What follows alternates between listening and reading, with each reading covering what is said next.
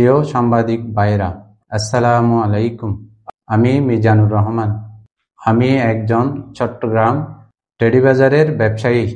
আমি আপনাদের মাধ্যমে টেডিবাজারের কিছু চাঁদাবাজ, ডাকাত, সন্ত্রাসী, সুদি, গার্মেন্টসের কাপড় চোরা কারবারি এবং মাদক কারবারি, সুদি নাসির, ইলিয়াস, জাফর, চাঁদা মান্নান, ইয়াবা পারভেজ, লঙ্গি ইলিয়াস, সাদা রয়েল, সন্ত্রাসী ফতে আলী, দিদারুল আলম ও মুর্শেদ আলম সহ অজ্ঞাতনামা 50-60 জন সন্ত্রাসীদের বিরুদ্ধে দেশের সর্বসাধারণকে এই মর্মে জানাচ্ছি যে আমার দোকানের ভাড়া নিয়ে বিরোধ হওয়ায় কোনো উপায় না পেয়ে আমি দেশের প্রচলিত আইন মেনে বিজ্ঞ আদালতের মাধ্যমে দোকান ভাড়া দিয়ে আসতেছি।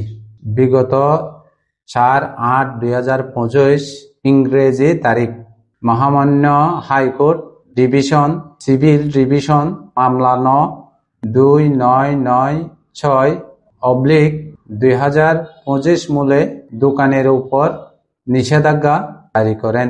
উক্ত চাঁদাবাজ ও ডাকাতরা মহামান্য হাইকোর্ট ডিভিশনের নিষেধাজ্ঞার আদেশ অমান্য করে হুমকি দিয়ে আমার থেকে 20 লক্ষ টাকা চাঁদা না পেয়ে আমার মাদ্রাসা পড়ুয়ার সন্তানকে অপহরণ ও মৃত্যুর ভয় দেখিয়ে আমার থেকে জোরপূর্বক খালি স্টাম্প পেয়ে সাক্ষ্য নিয়ে জাল স্টাম্প তৈরি করে।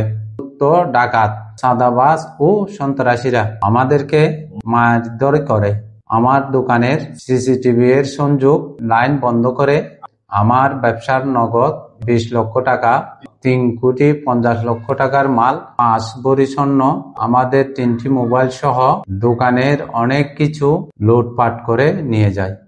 তারা আমার দোকানের সম্পূর্ণ ডেকোরেশন ভাঙচুর করে প্রায় 20 লক্ষ টাকার ক্ষতি করে।